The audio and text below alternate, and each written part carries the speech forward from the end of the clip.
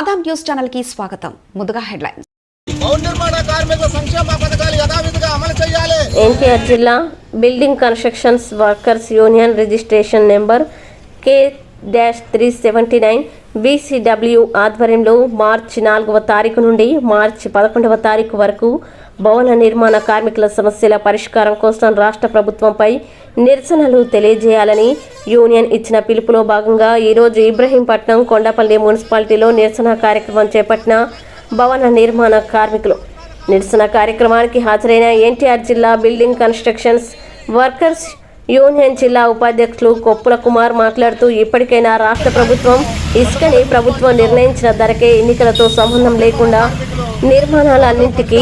ఇసుక సరఫరా అందించే ప్రభుత్వాన్ని భవన నిర్మాణ కార్మికులు ఎలా ఎదుర్కోవాలో కార్మికులందరికీ తెలుసునని, ఇప్పటికైనా అప్పులు చేసి సంక్షేమ పథకాలు అమలు చేయడం కాదు, అప్పులు చేయకుండా భవన నిర్మాణ కార్మిక సంక్షేమ బోర్డులో ఉన్న నిధులతో కార్మికుల సంక్షేమ పథకాలు అమలు చేసే దానిపై రాష్ట్ర ప్రభుత్వం దృష్టి పెట్టాలని రాష్ట్ర ప్రభుత్వానికి నిరసన ద్వారా తెలియజేయడమైనది. ఈ కార్యక్రమంలో ఎన్టీఆర్ జిల్లా building constructions workers union Kondapalli municipality committee అధ్యక్ష కార్యదర్శులు కె రాంబాబు, టి సాంబశివరావు, శివప్రసాద్, అనంతాచారి, కృష్ణమాచారి, ఎం వాసు,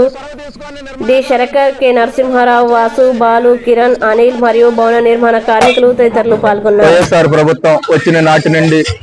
ఈ 5 సంవత్సరాల్లో భవన నిర్మాణ కార్మికులు మరి వైఎస్ఆర్ ప్రభుత్వం వచ్చిన నాటి నుండి ఇప్పటి వరకు కూడా జగన్మోహన్ రెడ్డి గారు పూర్తిగా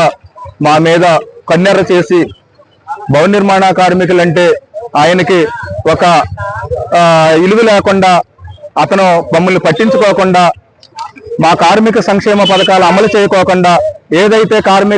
కేంద్ర కార్మిక చట్టం ఉందో భవన నిర్మాణ కార్మికులు సంక్షేమ పథకాలు అమలు చేయాలని, మరి యథావిధిగా మరి కార్మికులు మరి ఇప్పటి వరకు కూడా నష్టపోయిన ప్రమాదాల్లో మరణించిన వారికి నష్టపరిహారాలు అందజేయాలని, అదేవిధంగా రేపు ఎలక్షన్ టైంలో కూడా ఇసుకని సప్లై చేయాలని, భవన నిర్మాణ కార్మికులకి పని కల్పించాలని ఈరోజు ఎన్టీఆర్ జిల్లా బిల్డింగ్ కన్స్ట్రక్షన్ వర్కర్స్ యూనియన్ జిల్లా కమిటీ పిలుపు మేరకు కొండపల్లి మున్సిపాలిటీలో నిరసన కార్యక్రమం తెలియజేయడం అనేది మా డిమాండ్లు ఏంటంటే, ఇప్పటికైనా రాష్ట్ర ప్రభుత్వం సర్క్యులర్ 12-14ని రద్దు చేసి ఏదైతే సంక్షేమ బోర్డులో ఉన్న నిధులని 1200 కోట్ల రూపాయలను తరలించుకుపోయారు, అదేవిధంగా ఇసుకని మీరు సక్రమ పద్ధతుల్లో నడుపుతారని ఎంతో మేము ఎదురు చూసాము. అది నిలుపుదోపిడీ అయిపోయింది. ఇప్పటికైనా రాష్ట్ర ప్రభుత్వం చొరవ తీసుకొని మరి ఇసుకని మరి తక్కువ రేట్లకి ప్రజలకి, నిర్మాణదారులకి అందించాలని, అదేవిధంగా బిల్డింగ్ కార్మికుల సంక్షేమ పథకాలు యథావిధిగా అమలు చేయాలని, ఇప్పటి వరకు 5 సంవత్సరాల కాలంగా మరి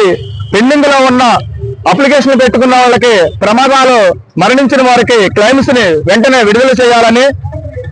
భవన నిర్మాణ కార్మికుల సంక్షేమ పథకాలు అమలు చేయాలని మేము BCW తరఫున విజ్ఞప్తి చేస్తున్నాం. రేపు ఎలక్షన్ కోడ్ టైంలో కూడా ఇసుకనే ప్రత్యేకంగా కలెక్టర్ గారి ఆధ్వర్యంలో ఇసుకనే నిర్మాణదారులకి అందజేయాలని, కార్మికులకి, భవన నిర్మాణ కార్మికులకి పని కల్పించాలని మా విజ్ఞప్తి చేస్తున్నాం.